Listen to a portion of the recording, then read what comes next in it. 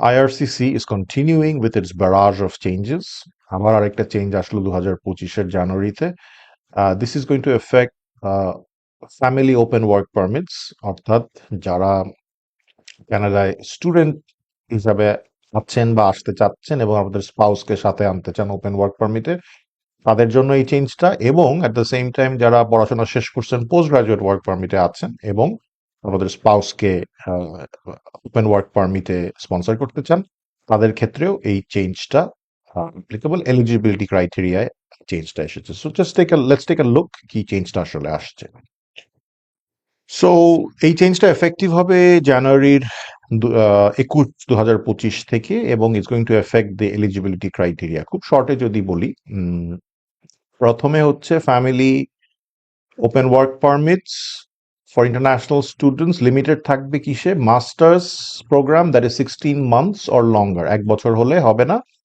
1 বছর হলে অবশ্যই আপনি 3 বছরের পোস্ট গ্রাজুয়েট ওয়ার্ক পারমিট পাবেন, বাট আপনার স্পাউস কিন্তু ওপেন ওয়ার্ক পারমিটের জন্য এলিজিবল না। It has to be 16 months or longer. Doctoral হলে পাবেন, ডক্টরাল প্রোগ্রামস তো লিমিটেড, সেটা খুব একটা ইয়ে না। আর এটা হচ্ছে সিলেক্টেড প্রফেশনালস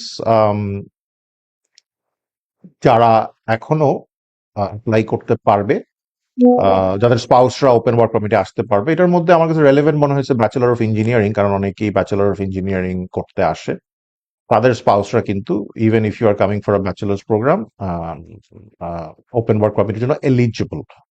নেক্সট আসতেছে family open work permit for foreign workers. সেখানে যে আগে যে ছিল টেম্পোরারি মেজার ছিল কোভিড এর সময়, যে আপনার যে কোনো কাজ থাকলেই হতো, tier 1 2 3 4 5 doesn't matter, any job works, your spouse is eligible as long as you hold a job. Now এখানে একটা বড় পরিবর্তন আসছে, এখন বলছে no, your spouse will be eligible for open work permit only if you have a tier 0 or tier 1 occupation, uh, unless এই tier 2 3 কোনো ক্ষেত্রে accepted হবে যদি if it falls into particular occupations in construction, healthcare, natural resource, applied science, education, sports, military sectors. এখনো ফুল list আসে নাই, ফুল list occupation NOC অনুযায়ী দিবে, but for now we just know the fields. So basically যেটা বোঝা যাচ্ছে, IRCC খুব strong ভাবে লিমিট করছে the number of temporary residents. এটা এক ধরনের ধোকা আমি বলবো।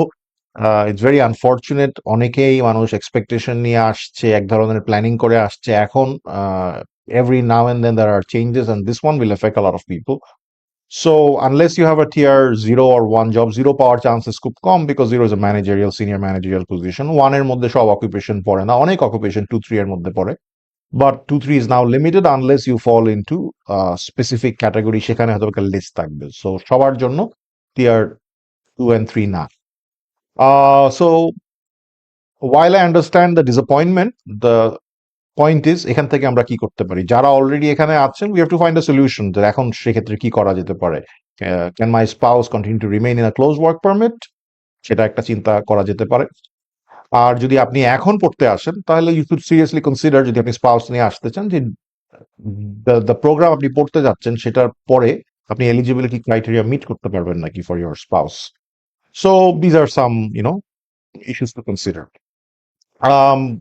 Then again, ভেবে চিন্তে ভালো মতো রিসার্চ করে ডিসিশন নেবেন, because this decisions will impact you in the future. So that is all I wanted to say in this video. If you liked it, please share it with your friends and family so that they're up to date with all these changes. আবার দেখা হবে খুব শীঘ্রই নতুন একটা video নিয়ে। ভালো থাকবেন।